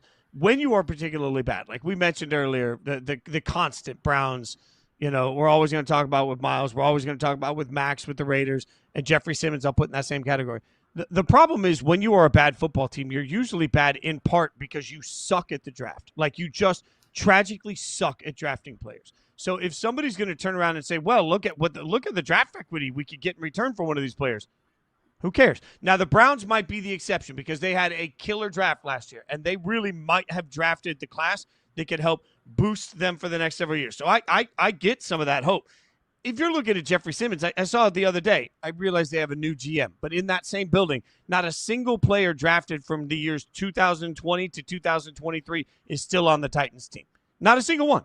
So, what good are draft picks doing you if nobody actually makes the team? We're already having conversations. I, as a Raiders fan, was literally asked on an interview the other day about the underperforming draft class this year for the Raiders. So, if you're turning around and saying, oh, look at the draft return you can get for this guy, who gives a damn? You're not going to make that draft into anything. So, I honestly don't know the right answer because I feel like if you're Jeffrey Simmons and the Titans, my God, Jeffrey Simmons is just going to waste his career because the Titans are never going to get it right. They should trade him. Yeah. But also, if they trade him, fans have literally no hope. And then all you're doing is saying, we're going to rebuild for the 87th time, and that's going to suck. So, I genuinely feel trapped for bad teams with great players that only have one or two great players. Yeah, it's terrible. I mean, the Bengals team is a team that comes to mind, too. Do you revisit the Trey Hendrickson drama? Really? Because the Bengals are a team that have so much talent, but really, how far are you going to go now? Really, how far are you going to go without Joe Burrow? And if I'm D. Higgins, Jamar Chase, of course I'm angry, but Trey Hendrickson, we already had all of this drama in the offseason. That's another piece too. Now is the time. Now is the time to trade Trey Hendrickson. Yeah, I would trade Trey Hendrickson in a heartbeat if I'm the Bengals because my defense is not good. So it's all right, well, we're not good, but it's actually not only is it not good, Fitzy, it's the worst in the NFL by any stat. That's amazing to me. Hey, we're letting Trey go. We're already the worst, so we just figured we'd be a little bit more of the worst. But even through being the worst, without Joe Burrow and having the worst defense in the NFL, there's still a very real path that could get the Bengals to the playoffs in a terrible AFC. So I don't think they're a good football team, though. This is where you have to ask yourself, good versus making the playoffs. There's two totally separate conversations. I'm with you 100%. If somebody called today to the Bengals, I think at this point keeping Trey Hendrickson is just dumb because you're not going to have him next year anyway, and you can actually get value for him from somebody. They just lost to the Jets. You let the Jets put up almost 40. The winless, putrid, falling apart New York Jets. I don't know how far they can make it. I think defense is way too important. It doesn't matter. I mean, even with Joe Burrow, there's a reason they haven't gotten past where they've gotten to. It doesn't matter really how good your offense is, even if it's flowing. If your defense isn't there, you're just not going to make it far. And that's an issue for them. So if I were them, which I'm not, I would go with Trey Hendrickson. The Jets may have made it out of the bottom spot in the power rankings. I don't know, but we will find out next because the great Frank Schwab does his power rankings every week. Time to look at some power frankings. See what we did there? Ah.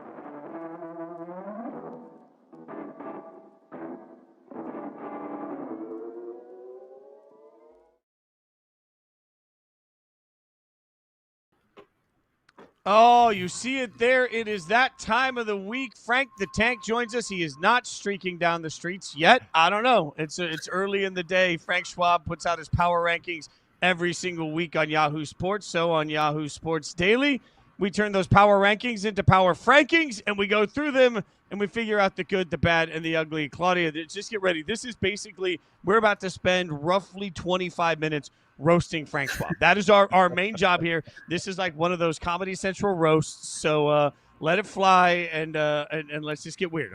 Claudia, you feel good about this? Nice to meet you, Frank. I'm Claudia. I'm going to trash your power rankings.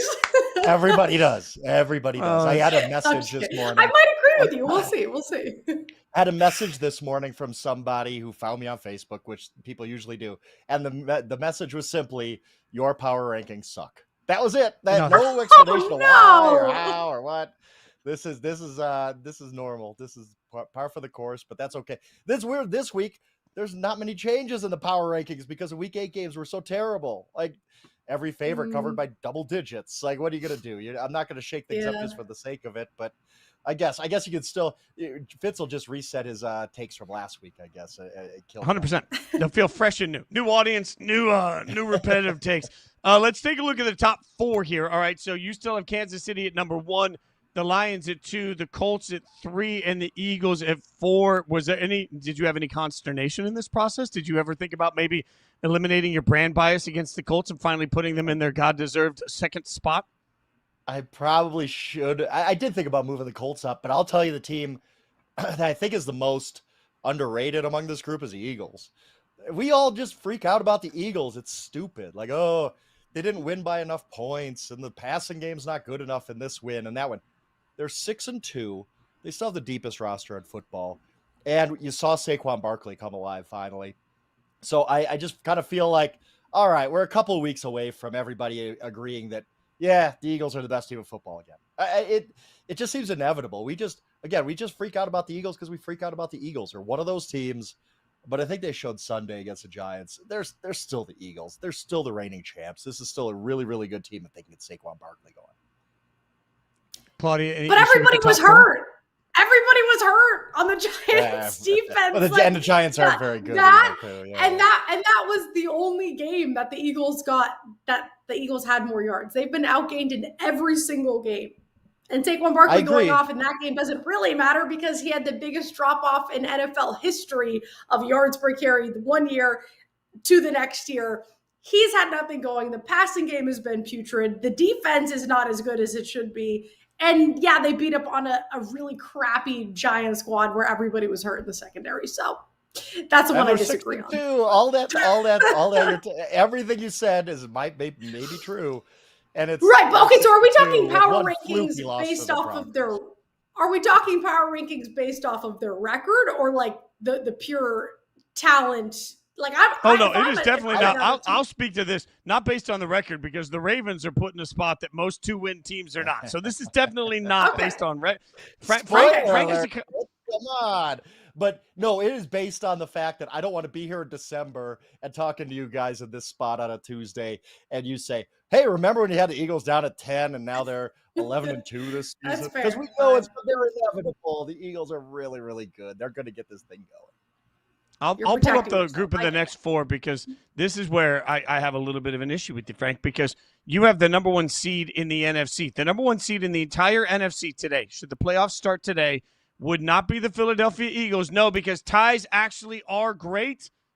It would be the Green Bay Packers. Yet you have the Packers all the way down at 6, 5-1-1 with that defense. Jordan Love just had that game. 20 straight completions, and you still bury the Packers all the way down at 6, Frank? I mean, they did lose to the Browns. That is on their ledger. They did tie the Cowboys. Oh, what are we doing there? But yes, the Packers are one of those teams. They're exactly who Denny Green. They are who we thought they were. The Packers are a very good team that might not have a consistent ceiling as a Super Bowl team again. Look, the second half against the Steelers was awesome. They looked like they did in weeks 1 and 2. But I kept sitting there in the first half saying, this is just the same old Packers where All right, where are you guys? Where's that team I saw blow out the Lions in week 1? Where's that team I saw blow out the Commanders in week 2? When I said you're the best team in football, it hasn't shown up in weeks 3, 4, 5. It just, week after week, I'm left a little bit underwhelmed by the Packers. Now, second half was awesome against the Steelers. They blew them out. I think that said more about the Steelers. We'll get to them. But I just wonder if the Packers are once again the good enough team. You're good enough to make the playoffs. You're good enough to win 12 games. But you may not be good enough to make a Super Bowl. I wonder. I want to see what we saw in the second half. I want to see that consistently. And the Packers, it just hasn't really been there for weeks now. Maybe they came alive, but I need to see it more than just for a half against a really bad Steelers team. I always say with the Packers, it's like they're just such an unsexy team. There's no like this number one wide receiver, this and that. It's like everybody gets the ball. Jordan Love looks good. They have Micah now. The defense does enough. So I kind of agree with the 6th ranking for the Packers. Curious on the Bills, though. So that after back-to-back losses, that win over the Panthers was enough for you to say the Bills are firmly in the 5 spot. They worry me a little bit just because you look at the Falcons and what they've done since that win over the Bills, and it looks like an absolutely the Falcons look like a putrid offense, and they put up almost 400 yards in the first half against the Bills. So I do worry about the Bills, but I'm okay being a little high on Josh Allen, right? Like at the end of the day, I'm like, all right, is Josh Allen really going to tank and make this look too bad? So I think the Bills, I do think the Bills are still a Super Bowl contender. I do not know what happened against the Falcons. Losing to the Patriots at home isn't great, but the Patriots are a good team. We're seeing that. So it was good to see them rebound and absolutely positively demolish the Panthers. The Panthers aren't very good, but you take care of bad teams. That's what good teams do. That's why I still have the Bills as a top 5 team. I think they're going to be there at the end of the year. Let me get the next grouping up here, and I'll get Claudia's thoughts on this because the New England Patriots are 6-2, and they only go up 1 in Frank's ratings. Got Patriots, Rams, Bucks, Chargers. Claudia, what do we think? Get them up there. First of all, they look better than the Buffalo Bills. Our quarterback is playing at an absolute elite historical level. We have Stephon Diggs. Our backfield still is very underwhelming, in my opinion. Our defense could be fixed a little bit. But Drake May, right now, quite literally, the best quarterback in New England since Tom Brady. Why are the Patriots only at number 9? Oh, a big 5-year drought of great quarterback. The best quarterback since Tom Brady. I remember way back when. It was like black and white, right? When Tom Brady was there. Yes. I will say this. I'll say this about the Patriots. The win over the Bills legitimized everything, right? Like you beat the Bills. That's a good quality win. It's as much of a quality win as there is in the NFL this season, other than maybe the Broncos winning at Philly. But that schedule, my goodness, how did the Patriots draw this schedule where every week I'm like, oh, the Patriots are 11-point favorites again this week against the Browns, against the Titans, or whoever they're playing. It's funny, as of last week anyway, they had played the easiest schedule in the NFL. They also had the easiest upcoming schedule in the NFL. They are just catching a break like you've never seen before at the schedule. That's why I'm a little low on them. And also, nobody deserved to move down in the top 8 when everybody's winning by double digits in week 8. So I couldn't really move anybody down for the Patriots. They move up 1 spot because I moved the Buccaneers down a little bit. Maybe that was a correction from last week. But I think the Patriots are good. I think the Bills are better. I just think the Patriots right now are facing a really, really, really soft schedule. They're taking care of business. Great for them. Right, but they're taking care of business. But they're taking care. The Bills should have taken care of business, but instead they dropped back-to-back games. Just saying. Fair. But if they, as I do, Fitz, as you know, if they played on a neutral field tomorrow, and you give me, I'll take the Bills. I'll take the Bills over the Patriots. Realizing that is Claudia, like you just got franked, because that's always my argument to Frank on these things. It's like, so you're telling me on a neutral field today, Frank, that you believe the Patriots would beat Tampa Bay? I think you go. Correct. The Patriots beat the Bills in the Bills Stadium. Like, what are we talking about here, people? What are we talking about? Let's see it over the course. Let's see it over the course. We'll see. I think maybe we're overcorrecting a little bit. Wait. By the way, you would take the Buccaneers over the Patriots right now? Yeah. Okay. So the Buccaneers are beat up, and I get that they're beat up. Yep. I just have a hard time. I have a hard 212 time. yards against the Saints on Yeah. Sunday. Ooh. Hey, good for them beating the Saints, but I don't know. The Saints, they are beat the up. Saints right have made now. some teams look ugly this year. The Saints have made the True. Saints. I Very feel true. like there's been several times this week that we're like, why did they struggle against the Saints? Maybe the Saints are just, maybe the Saints are just like the bar lights at 3 a.m. Kind of makes everybody look a little uglier than we thought they were. I'm just saying that's the New England Saints. Let's get to the next grouping here. 13 through 16 here. This is where controversy comes in because we've been waiting for it. That it is the rise. The rise continues up 4 more spots. The 2-5 Ravens right here sitting at number 14. And look, Frank, I kind of want to hate on it. I really do. I kind of want to hate on it. But I also feel like you have truly written the Power Rankings version of like Cars 6, like a Disney movie, like Left for Dead. And then all of a sudden, Lamar's going to come in on Thursday. The Ravens are going to be way behind. And Tortoise versus the Hare, they're suddenly going to squash everybody. Up 4 spots, even without Lamar, sir. I wish I could have gone up more because I think the Ravens, not only do the Ravens win the AFC North, the Ravens win the AFC North by multiple games. I think that the Steelers are dead. We could talk about them in a little bit. But yes, the Ravens, look, it was just a weird run out to the season for them with the Lamar injury and the Bills loss and the defense struggling. You saw them beat Bears team is pretty good. The Bears have won 4 in a row. The Ravens handled them with Tyler Huntley, a quarterback. And it's like, okay, now Lamar comes back this week. Now we don't know John Harbaugh. Maybe you're going to play games with the injury report again all week, and we'll see Tyler Huntley again on Thursday. I'll believe it when I see it, I guess. But the Ravens are going to be a good football team down the stretch. And I don't want to be too low on them. I wish I could have got them higher, but you just can't put a 2-5 team higher than 14. Like, it's just kind of ridiculous. But our friends over at BetMGM, you look at the AFC North odds today, the Ravens are minus 125 to win the division. When is the last time a 2-5 team had minus odds to win the division? That's crazy, but I agree with it. I totally agree with it. The Ravens are winning this division, and they're going to be a team in January. Absolutely nobody wants to play. Well, like you, the odds makers are trying to protect themselves looking down the road because they would have a lot of exposure if they didn't do that with the odds. Curious on this Jag squad, though, coming off a very ugly loss. And this is a team that's just been disappointment after disappointment. I don't know, Fitzy, if you agree with the 16 spot. I feel like I'd move them down a little further after last week. Thoughts there? Yeah, Frank, go ahead. Go ahead, Fitz. I want to hear because I'm flummoxed on the Jaguars too. I can't lie. What do you got, Fitz? I don't know what to do with this Jags team. Like they won so many games starting the season with the defense that just absolutely was forcing turnover after turnover after turnover. And we looked at that and said that's their identity. Is it, or is that a regression to the means thing that's going to happen over the course of the back half of the season? I don't know, and I don't trust their passing attack at all right now. I still don't think that Trevor Lawrence is very good. So, like, I want to credit the Jags at 4-3 for being a decent football team, but I when they moved up to me in your rankings, I thought that said a lot more about teams around them losing than it did about Jags doing anything particularly impressive. But to this point, on a neutral field today, I don't know that I wouldn't take the Jags over the Bears. I mean, I don't know what the hell to make of Caleb Williams right now either. So I don't know. I mean, this is a team. Part of it is that win over the Chiefs. My number one team is still lingering on the resume, right? You got to give them respect for that. Yeah. They did beat the 49ers, who at that point were still a pretty good football team. Now the injuries have ravaged them.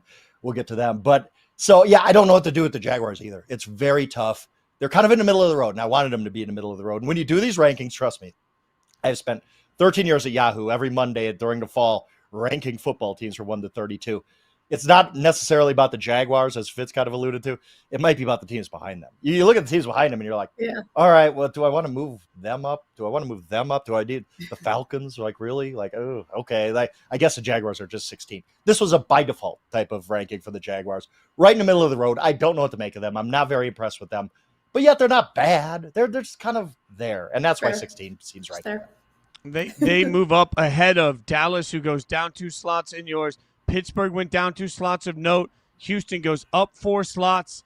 What did you see about the Texans that you felt like Texans really that good? Texans put up 475 yards on the 49ers, and we're going to see that that's the 49ers. Like, the 49ers defense is in trouble. And I tried telling people, and they're like, look what they did against the Falcons. Okay, he had one good game. against an offense that we find out is really, really broken in Atlanta. No, the 49ers defense is in trouble, and they're going to slide. They just no way around it. Again, the Texans without Nico Collins put up 475 on the 49ers. So, but the Texans defense is just so good that it's hard to bury them too much. I don't believe in their offense, but I do believe in their defense. They held the 49ers without a first down until the final minute of the first half on Sunday. And for all the 49ers issues, moving the ball ain't one of them. Kyle Shanahan could devise an offense. They could not. The Texans turned off their water the whole game. So impressed by the Texans defense. Still, their offense is going to give them problems. But this foursome right here is just a sea of suck. And not the suck of like the Tennessee Titans type of, but I look at these teams and I'm like, oh, the Cowboys, they couldn't stop a nosebleed right now. And the Steelers, if it was possible, there's sometimes I get the power rankings Fitz. You talked about it. I do the whole like, would this team beat this team? But sometimes you just deserve to be in a certain spot. If I could have the Steelers like 7 spots lower, I think I would. I think the Steelers are bad, like low-key bad football. They can't stop anybody. Their defense is horrible. Their offense has no explosive plays because you got a 41-year-old man playing quarterback. It's a cool story, and Aaron Rodgers has played better than I expected. But what do the Steelers do well? What do the Pittsburgh Steelers do well in the year 2025? Jalen Warren? Like him? Like he ain't Jonathan Taylor or anything like that. The Steelers are going to be – I worry that I think they might lose double-digit games. I really do. Like after starting 4-1, I just think this is a bad football team. Claudia, Frank, this so is where I take my then. victory lap consistently, just so you know.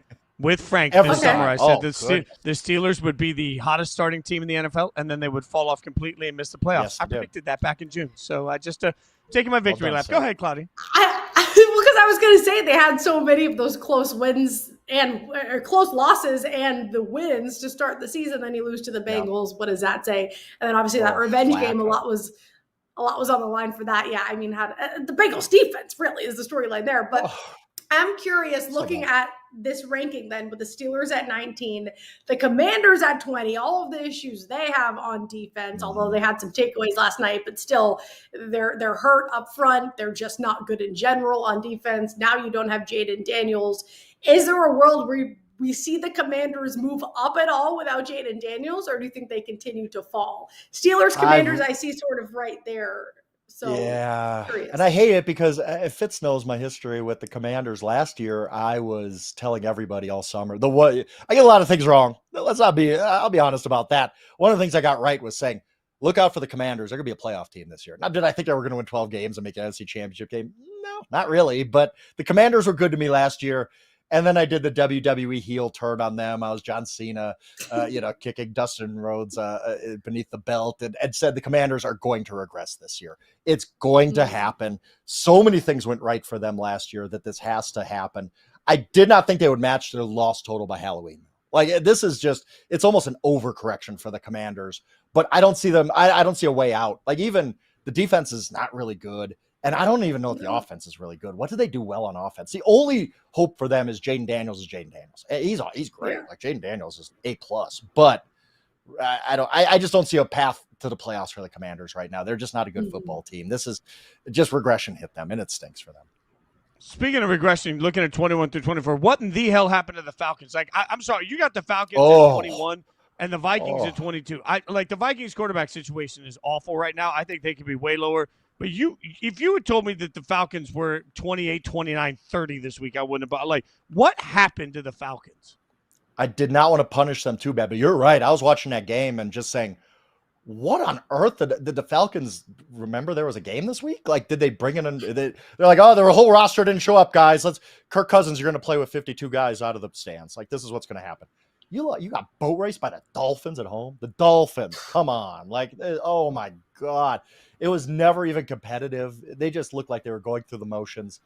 I try to not overreact to 1 week ever. This is still a team that beat the Bills. They have looked good at times this season. So I didn't want to bury them with the Titans and the Jets of the world. But, that was such a bad performance by the Falcons. And, one of the things I said before the season, another victory lap coming for him, Fitz. I said, look, the Buccaneers are going to win this division by like 5 games. Like this division stinks. It absolutely stinks. And I think that's playing out. Like there's nobody else in this division that's going to have a winning record. And the Falcons included in that. That was such a pitiful performance from them on Sunday. I will say, too, what makes the Falcons so confusing, heading into that game against the Bills, which you just mentioned, prior to that, they looked and they were ranked as one of the best defenses in the NFL, but they had such a soft schedule. So heading into the Bills game, I'm like, this will be the first real test. And then they look great. They quiet their offense. Okay, the defense is actually good. And then they get blown up by the Dolphins. So you really don't know what they are at this point. And now Penix and London are banged up. So yeah, Falcons are a bit of a mess. I see them. And that did seem like a game where they were like, Penix and London could play, but let's give them an extra week because we're going to beat the Dolphins anyway, right? Because teams play the game of like, we can beat these guys without Drake, without Penix. We'll give them another week so they're 100%. No, you absolutely laid an egg. Kirk Cousins, by the way. Like, can we stop with the Kirk Cousins trade stuff? Because nobody is trading for Kirk Cousins. Nobody is trading for Kirk Cousins. We saw him. It was not pretty. Obviously, head-to-head doesn't matter, though, because you had the Falcons that high. Let's keep going. I'm just throwing a little shit.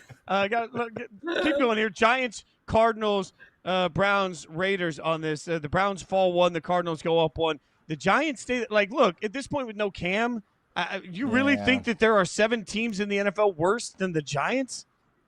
The Giants have looked good with Dart, though. I mean, the Eagles were going to get over on them. They were angry at losing that Thursday night game to the Giants, get a little bit of revenge. Okay, you took it out on them. But you're right, the Scatterboo injury, it does limit what the Giants are going to be able to do. But still, who on this list behind? Like, you look at the Cardinals, they've done nothing this season. Absolutely nothing. And I think they get worse with Kyler coming back to the lineup. You look at the Browns, they have Myles Garrett gets 5 sacks and they get blown out by 19 points or whatever it was. Like that offense, oh boy, we're going to have Shedeur conversations, aren't we? Like, that's coming. Dylan Gabriel, that ain't looking pretty. Maybe shouldn't have traded Joe Flacco. Yeah, who on this?